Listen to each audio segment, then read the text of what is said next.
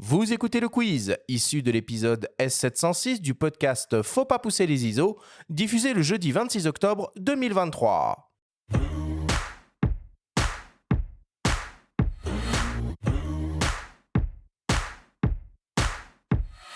Aurélie, le principe du quiz est très simple. Nous avons reçu des questions de la part de nos auditeurs qu'ils t'ont posées via notre compte Instagram en lien ou non avec le sujet de cette émission. Nous en avons sélectionné quelques-unes et tu vas avoir seulement 30 secondes et pas une de plus pour tenter d'y répondre le plus clairement possible. As-tu bien compris la consigne ? Oui, oui.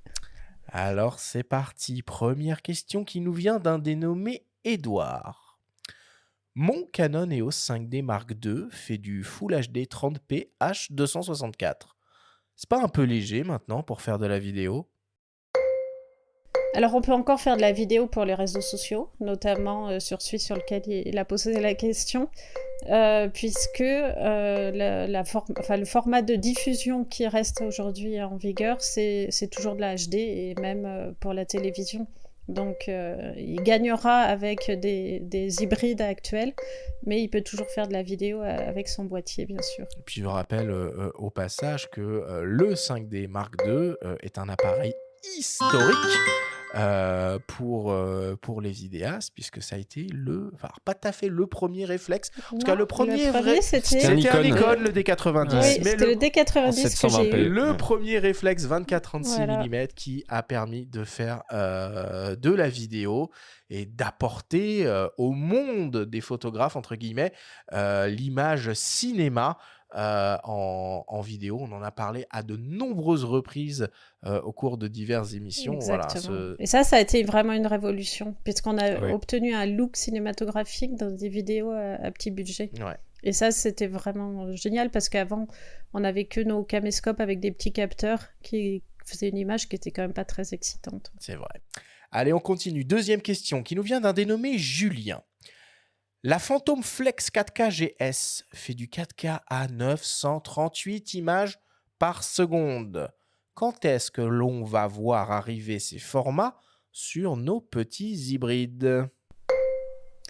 Je pense pas forcément qu'on aille sur des débits, enfin des cadences aussi extrêmes. C'est comme avec les fantômes. Là, c'est vraiment des caméras spécifiques pour faire de l'ultra ralenti. Mais c'est intéressant puisque la frontière entre image fixe et image animée vraiment se réduit, puisqu'on a de l'image fixe qui bouge un tout petit peu. Et ça fait des rendus qui sont pas toujours évidents à utiliser au sein d'un montage, mais qui, utilisés seuls, sont vraiment chouettes. Et puis déjà, quand on peut voir les slow motion qu'on arrive à faire avec des 180 images par seconde ou autre, on se dit que ça peut quand même suffire, non ? En fait, c'est rare, ouais. Même si on a des caméras qui tournent au-dessus à 240, etc., finalement, c'est rare qu'on utilise à ce point au ralenti. Ou alors, on va ralentir vraiment un tout petit extrait de l'action, mais pas l'action entière, puisque la patience de nos spectateurs étant de plus en plus réduite, on ne peut pas se permettre d'avoir des plans trop longs. Troisième question qui nous vient d'une dénommée Aurélie. Et Aurélie te demande quel est le meilleur logiciel de montage pour gérer de manière fluide des fichiers vidéo en 4K ? Est-ce que c'est Premiere ? Est-ce que c'est DaVinci ? Est-ce que c'est Final Cut ? Ou est-ce que c'est Vegas ? Alors, il y a différents logiciels et c'est très bien. Moi, personnellement, j'aime beaucoup utiliser Premiere Pro pour des fonctions qu'il a, notamment celles de montage collaboratif, et qui est hybride Mac-PC. Donc, ça permet en équipe de ne pas se restreindre par rapport à ça. Ensuite, j'ai envie de dire, c'est vraiment elle, en fonction de celui avec lequel elle se sent à l'aise, puisque c'est jamais qu'un outil. En fait, c'est comme si on écrit, est-ce qu'un stylo Bic ou Montblanc fait la différence ? Ah, j'étais trop longue. On va finir ta phrase quand même. Mais ce qui compte, c'est vraiment... l'essentiel, c'est de mettre les plans les uns à la suite des autres. Donc, il faut qu'elle aille voir ce avec quoi elle se sent à l'aise. Moi, pour ma part, c'est Premiere Pro. Mais il y a même qu'elle essaye Adobe Express, qui est une version beaucoup plus simple aujourd'hui en ligne et qui permet de s'affranchir de toute cette technique. Allez, on continue. Quatrième question qui nous vient d'un dénommé Brice. L'iPhone Pro 15 fait du 4K 60p ProRes. Est-ce que c'est pas un peu overkill pour des stories Insta ? Alors, il faut pas oublier que ces appareils, ils indiquent des chiffres très élevés. Après, la taille de leurs capteurs et de leurs lentilles font que ça reste de l'image de téléphone, mais qui est très bien à regarder sur téléphone. Après, c'est toujours pareil, c'est qu'est-ce qu'on va faire de ces vidéos au final. Quand on les met sur des écrans plus gros, ça tient pas forcément la route. Mais il faut choisir son outil en fonction de ce qu'on veut faire derrière. Magnifique. 5e question qui nous vient d'une dénommée Sarah. Franchement, moi, je comprends rien. Et puis, de toute façon, je fais des vidéos en stop motion. Le stop motion, ça a du charme aussi. Et oui, on peut faire du stop motion, on peut faire du time-lapse. L'image animée, c'est juste des images les unes à la suite des autres qui recréent le mouvement. Donc, y a pas de... Mais j'ai envie juste de dire, j'espère qu'après l'écoute de ce podcast, la vidéo sera un peu plus limpide et moins austère. On l'espère tous. On va retitrer l'émission. Les formats moins austères. Je pense qu'on peut m'appeler moi-même Aurélie Austère. Allez, pour terminer, une question de mes soins, une question qui tue. Aurélie, selon toi, dans 5 ans, quels seront les modes vidéo les plus dingues que l'on va pouvoir retrouver sur les hybrides Nikon?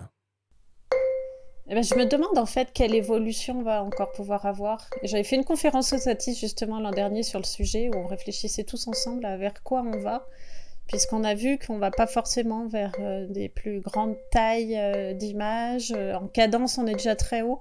Peut-être que c'est les débits, la qualité qui va encore continuer à croître, mais on est arrivé à un tel point aujourd'hui que c'est difficile de se dire qu'on va encore progresser. Et le son aussi quand même. Je trouve que c'est un gros sujet en captation. Tu parlais des micros intégrés des appareils, mais de là à dire qu'ils sont satisfaisants, bon, pour une interview, il y a encore... Oui, pas pour de l'interview, pour le son d'ambiance. Par exemple, moi, quand je suis en escalade, en falaise, je peux pas avoir de micro. Donc là, je me satisfais du son et honnêtement, ça fait le job. Et puis, aujourd'hui, les entrées sont à 24 bits. Donc, on est aussi supérieur à ce que faisait le XLR. Donc, on progresse aussi là-dessus. Mais honnêtement, ces dernières années, j'ai envie de dire même ces 5 ans, les hybrides, ils ont progressé à une vitesse époustouflante. Et on est arrivé à un point aujourd'hui où ça va être difficile d'aller au-delà. Et même lors de cette conférence, j'avais quelqu'un d'EcoProd qui disait que même avec la raréfaction des matières premières, peut-être qu'on va pas continuer à progresser parce que on va manquer de conducteurs, etc. Donc, je sais pas, on verra dans ces années. J'espère que la progression va continuer. Et d'où l'intérêt des hybrides et des mises à jour de firmware qui vont éviter de reconstruire potentiellement d'autres boîtiers ou l'abandon de l'obturation électronique qui va faire que des produits vont perdurer et qu'on va pouvoir les utiliser le plus longtemps possible. Exactement. Quand on achète un appareil aujourd'hui, on sait qu'on va le garder pas mal de temps. Ouais. Allez, on va conclure sur ces mots. Merci beaucoup, Aurélie. Merci.